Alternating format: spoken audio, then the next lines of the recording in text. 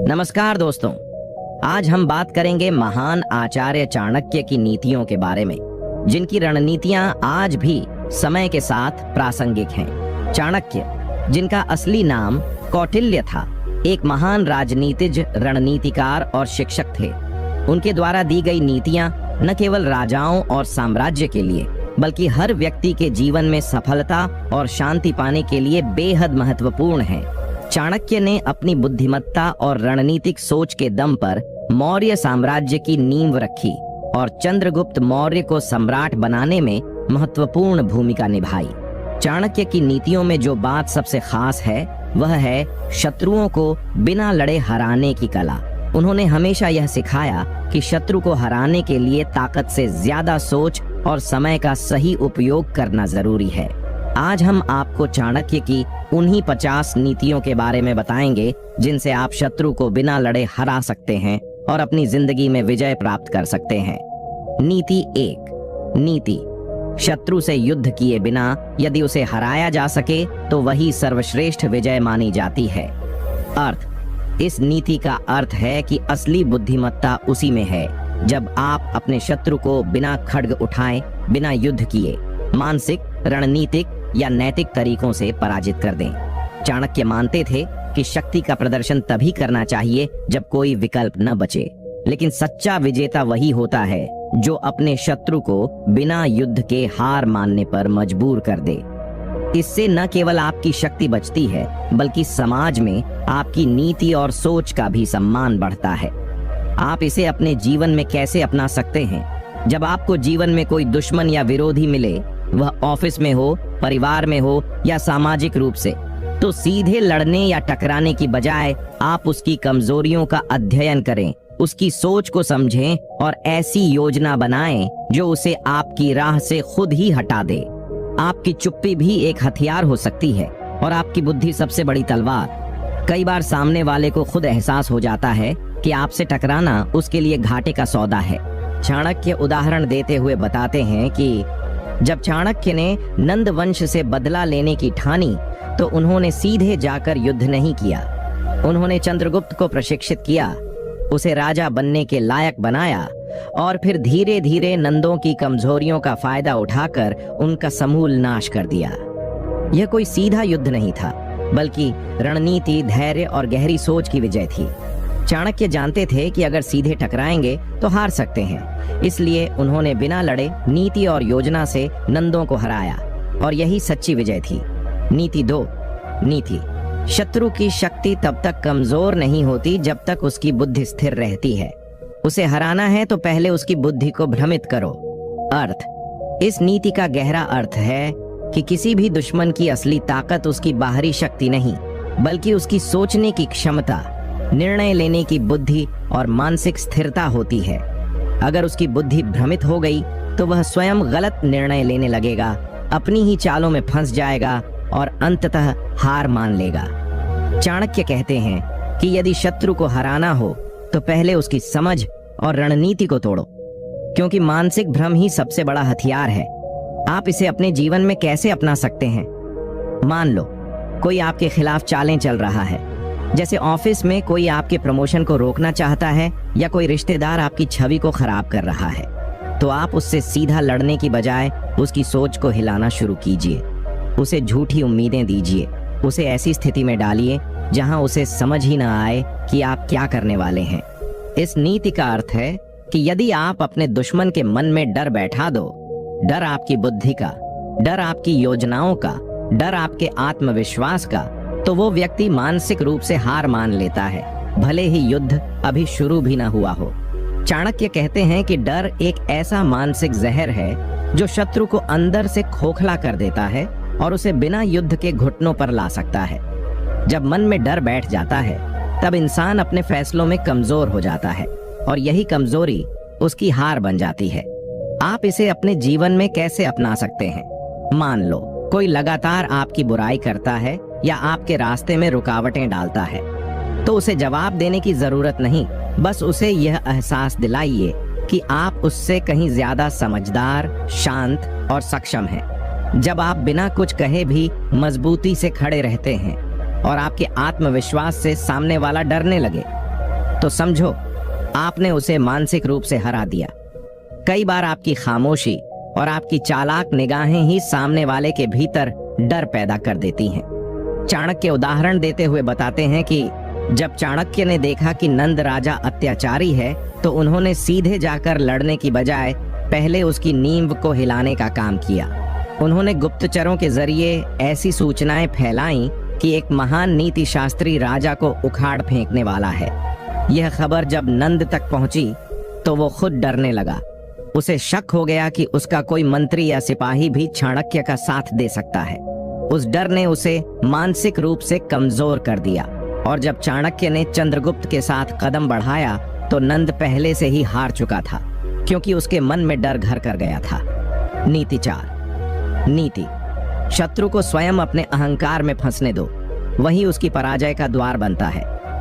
अर्थ इस नीति का गूढ़ अर्थ है कि कई बार हमें शत्रु से टकराने की आवश्यकता नहीं होती, बल्कि उसका अहंकार ही उसे ले डूबता है।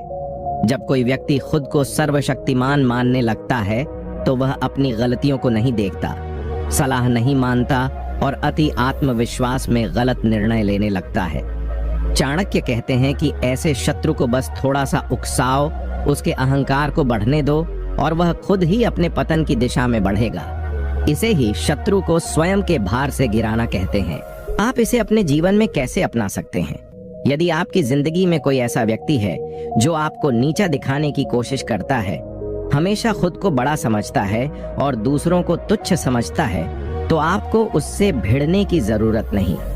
आपको बस यह देखना है कि कब वह अपने घमंड में गलती करता है और कैसे आप उस मौके का लाभ उठा सकते हैं। उसे टोकने की बजाय उसकी तारीफ में 2 शब्द कह दो, ताकि वह और चढ़ जाए और फिर वह खुद ऐसी गलतियां करेगा जो उसे नीचे ले जाएंगी और आपको बिना लड़े जीत मिल जाएगी। चाणक्य उदाहरण देते हुए बताते हैं कि जब चाणक्य ने देखा कि राजा घनानंद अपने अहंकार में डूब चुका है, वह खुद को सबसे बुद्धिमान और अजेय मानता था, तब उन्होंने उसकी इसी कमजोरी को उसकी हार में बदलने की योजना बनाई।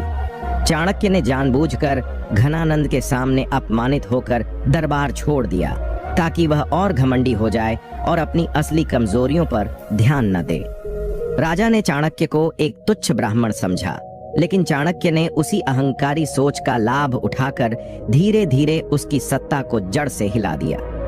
घनानंद को लगा कि कोई उसका कुछ नहीं बिगाड़ सकता और यही सोच उसकी बर्बादी बन गई। नीति 5। नीति शत्रु को ऐसा भ्रम दो कि वह स्वयं को विजेता समझने लगे, तभी वह अपनी रक्षा करना छोड़ देता है। अर्थ इस नीति का अर्थ है कि जब आप अपने शत्रु को ये यकीन दिला देते हैं कि वह जीत चुका है या आप उसके सामने कमजोर हैं, तो वह सावधानी छोड़ देता है, वह आत्ममुग्ध हो जाता है और वही उसका सबसे बड़ा दोष बन जाता है। चाणक्य कहते हैं कि जब दुश्मन को यह लगने लगे कि उसे कोई चुनौती नहीं है, तब वह अपने ही बनाए नियमों की अनदेखी करने लगता है और आप तभी उसे गिराने का सही मौका पकड़ सकते हैं। ये एक मनोवैज्ञानिक युद्ध की रणनीति है, सामने वाले को झूठी जीत की खुशबू देना ताकि वह असली हार की ओर बढ़े। आप इसे अपने जीवन में कैसे अपना सकते हैं? अगर कोई आपसे जलता है, आपको हराने की कोशिश करता है या हमेशा आपके खिलाफ साजिशें रचता है, तो आप उस पर गुस्सा करने की बजाय उसे यह दिखाइए कि आप उससे डरते हैं, आप कमजोर हैं या आपने हार मान ली है।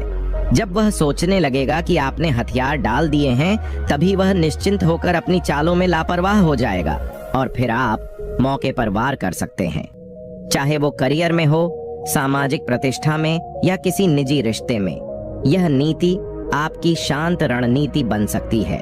चाणक्य उदाहरण देते हुए बताते हैं कि जब चाणक्य ने चंद्रगुप्त को नंद वंश से लड़ने के लिए तैयार किया, तब शुरुआत में उन्होंने कोई प्रत्यक्ष युद्ध नहीं किया, बल्कि उन्होंने ऐसी योजनाएं बनाई जिससे नंद वंश को यह लगने लगा कि चंद्रगुप्त कोई खास खतरा नहीं है, एक युवा लड़का जिसका कोई बड़ा आधार नहीं। नंद राजा इस भ्रम में आ गया कि चंद्रगुप्त उसकी सत्ता के लिए कोई चुनौती नहीं है और उसने अपनी सुरक्षा में लापरवाही बरतनी शुरू कर दी। इसी लापरवाही का फायदा उठाकर चंद्रगुप्त ने एक के बाद एक किले जीतने शुरू कर दिए और अंततः पूरा साम्राज्य पलट गया। नंद को आखिरी समय में समझ आया कि उसने जिसे छोटा समझा वही असली विजय का वाहक बन गया। नीति 6। नीति।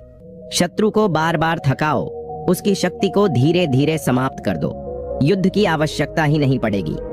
अर्थ। इस नीति का सीधा अर्थ है कि अगर आप किसी दुश्मन से सीधी लड़ाई में नहीं जीत सकते तो उसकी ऊर्जा, उसकी तैयारी, उसकी मानसिक ताकत को धीरे धीरे नष्ट करो। चाणक्य कहते हैं कि अगर शत्रु को बार बार परेशान किया जाए, उसके ध्यान को भटकाया जाए, उसके संसाधनों को खर्च करवाया जाए, तो एक समय ऐसा आता है जब वह थक जाता है और फिर उसे हराना बेहद आसान हो जाता है। यह एक दीर्घकालीन रणनीति है जिसमें आप सामने वाले को खुद से ज्यादा उसके अंदर से कमजोर करते हैं। आप इसे अपने जीवन में कैसे अपना सकते हैं? मान लो ऑफिस में कोई आपकी तरक्की में रुकावट डालता है या रिश्तों में कोई आपको नीचा दिखाने की कोशिश करता है, तो आप उससे खुला झगड़ा मत करो। उसके हर कदम का जवाब छोटे लेकिन चतुर तरीकों से दो। उसके प्लान बिगाड़ो, उसके शब्दों का गलत मतलब निकालकर दूसरों तक पहुंचाओ, उसे बार बार नए मुद्दों में उलझा दो ताकि वह अपनी असली चाल ही भूल जाए। धीरे धीरे वो थक जाएगा, बोर हो जाएगा या उसकी छवि ही कमजोर हो जाएगी और आपको बिना लड़े जीत मिल जाएगी। चाणक्य उदाहरण देते हुए बताते हैं कि जब चाणक्य ने चंद्रगुप्त के साथ मिलकर नंद साम्राज्य को गिराने की योजना बनाई तो उन्होंने तुरंत आक्रमण नहीं किया। पहले उन्होंने नंद की सेनाओं को छोटे छोटे विद्रोहों और अफवाहों में उलझाया। कभी सीमा पर दंगा करवा दिया, कभी मंत्री के खिलाफ आवाज उठा दी, कभी गुप्तचरों से झूठी खबरें फैला दी। ये सब छोटी छोटी हरकतें मिलकर नंद की सेना और प्रशासन को लगातार थकाती रहीं। महीनों तक ये होता रहा। नंद और उसके मंत्री परेशान हो गए, उनका धैर्य और आत्मविश्वास टूटने लगा और जब वो पूरी तरह थक चुके थे तब चंद्रगुप्त ने आखिरी वार किया और साम्राज्य हाथ में आ गया। नीति 7। नीति। शत्रु को पराजित करने का सर्वोत्तम उपाय यह है कि उसके सबसे निकटवर्ती व्यक्ति को ही उसकी जड़ से काट दो। अर्थ। इस नीति का अर्थ है कि यदि किसी दुश्मन को सीधे हराना कठिन हो तो उसके सबसे करीबी सहयोगी या विश्वास पात्र को तोड़ दो। चाणक्य कहते हैं कि कोई भी राजा या शत्रु अकेला शक्तिशाली नहीं होता। उसे शक्ति मिलती है उसके सलाहकारों, सेनापतियों या पारिवारिक सहयोगियों से। अगर आप उन प्रमुख व्यक्तियों को अपने पक्ष में कर लो या उन्हें आपस में ही लड़वा दो तो वह शत्रु भीतर से ही टूट जाता है। ये नीति सीधा वार करने की बजाय उसकी नींव पर चोट करने की रणनीति है जिससे दुश्मन बिना शोर के खुद ब खुद गिरने लगता है। आप इसे अपने जीवन में कैसे अपना सकते हैं? अगर कोई व्यक्ति आपको हर बार नीचा दिखाता है, आपकी तरक्की में बाधा बनता है या आपके खिलाफ लोगों को भड़काता है तो सीधी लड़ाई करने की बजाय उसकी बैकबोन पर वार करो। देखो उसके सबसे करीबी कौन है, उसके दोस्त, उसके साथी या जिन पर वो सबसे ज्यादा निर्भर करता है। या तो उन्हें अपनी बातों से अपने पक्ष में करो या उनके मन में शक पैदा करो।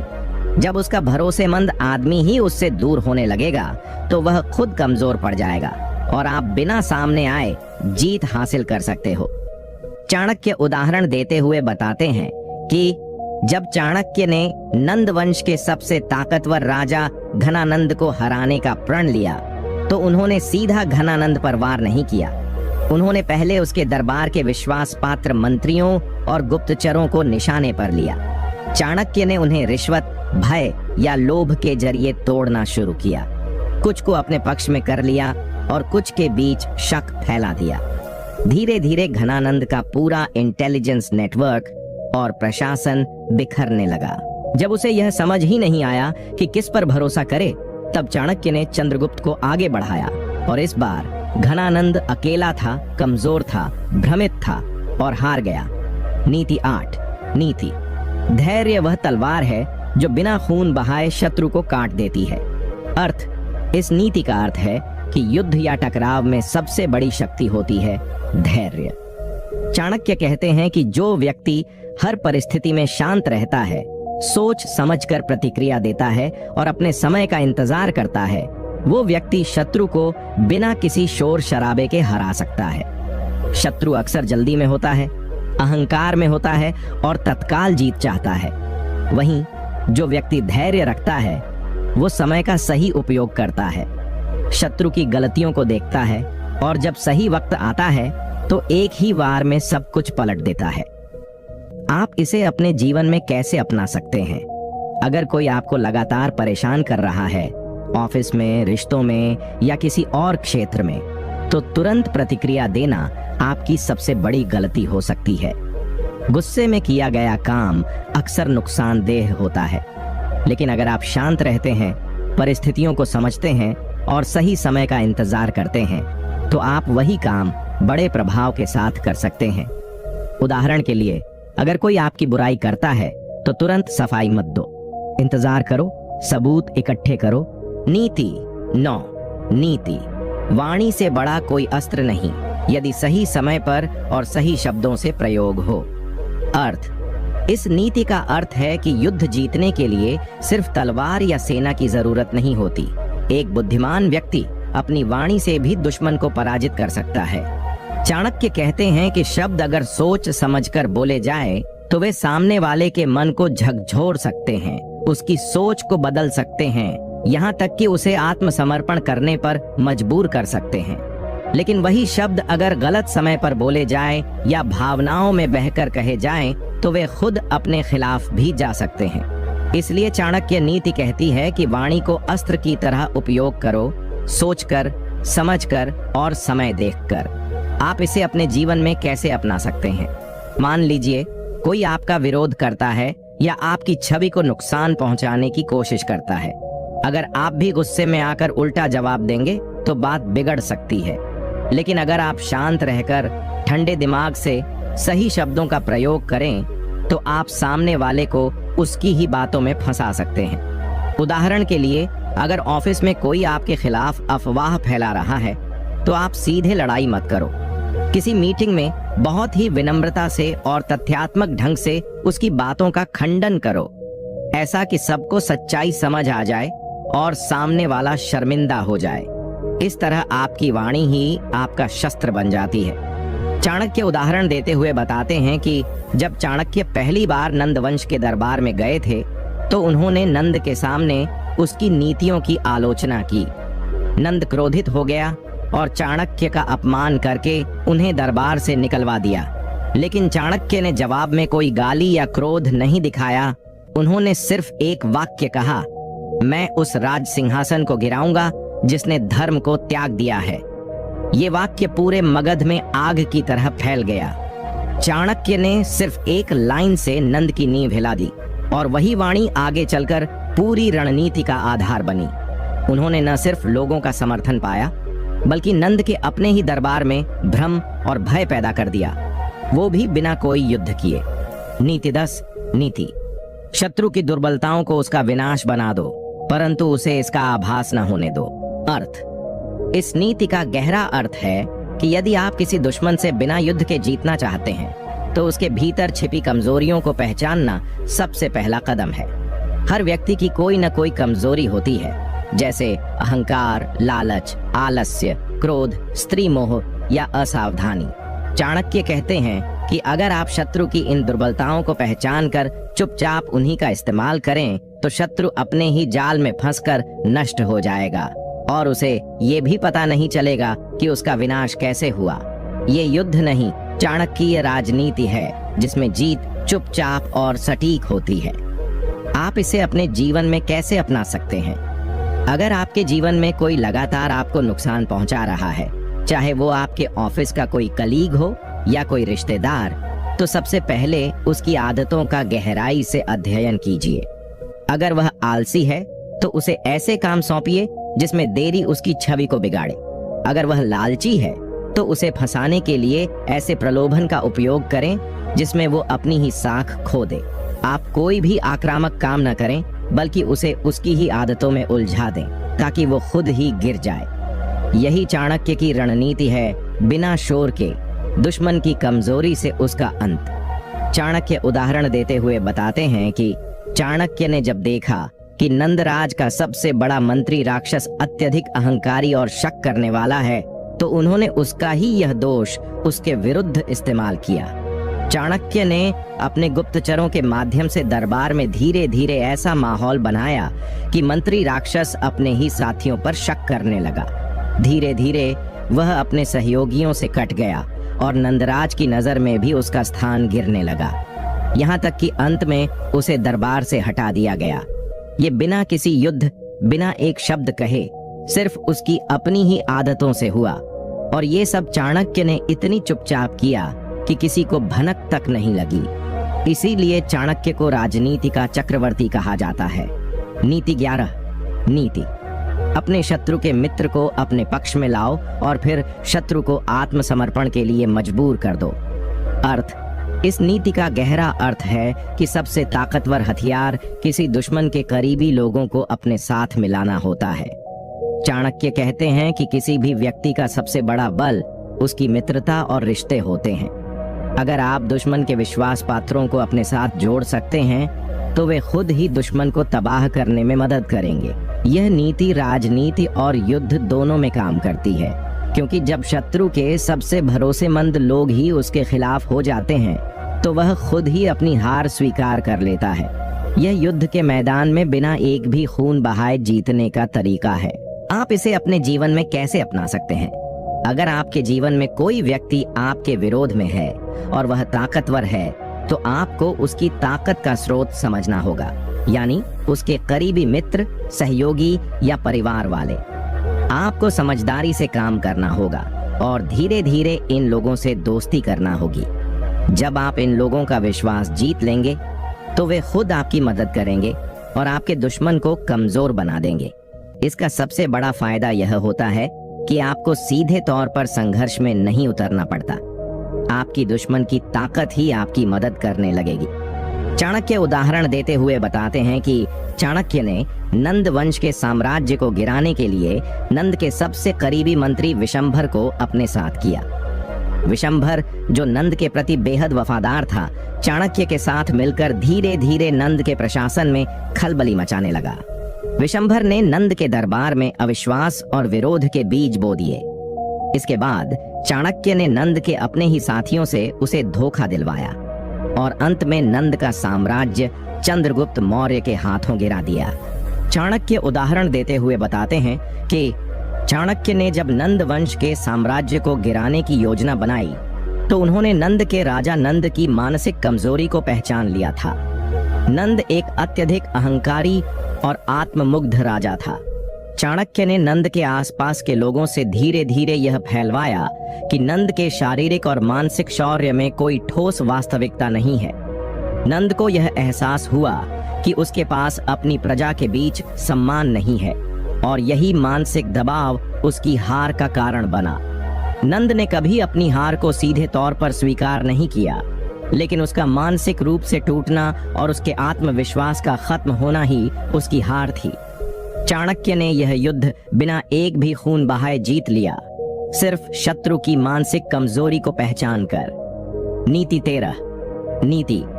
अपने शत्रु की शक्ति को उसकी कमजोरी में बदल दो और फिर उसे हराने का रास्ता खुद ब खुद मिल जाएगा। अर्थ। इस नीति का गहरा अर्थ यह है कि जब आप किसी शत्रु के सामने होते हैं तो उसकी शक्ति को नजरअंदाज मत कीजिए, बल्कि उसकी शक्ति का विश्लेषण करें और देखें कि कहां वह अपनी ताकत से कमजोर हो सकता है। चाणक्य की रणनीति यह है कि अगर आप शत्रु की शक्ति को समझकर उसे ठीक उसी जगह से दबा सकते हैं तो वही शक्ति खुद शत्रु के लिए घातक बन जाती है। चाणक्य इसे एक दुर्ग की कमजोर दीवार की तरह मानते थे, जहां आप उसकी ताकत का इस्तेमाल उसकी ही हार में बदल सकते हैं। आप इसे अपने जीवन में कैसे अपना सकते हैं? अगर आप किसी ऐसे व्यक्ति के खिलाफ हैं जो अत्यधिक शक्तिशाली, प्रभावशाली या ऊंचे पद पर है, तो उसकी शक्ति का विश्लेषण करें।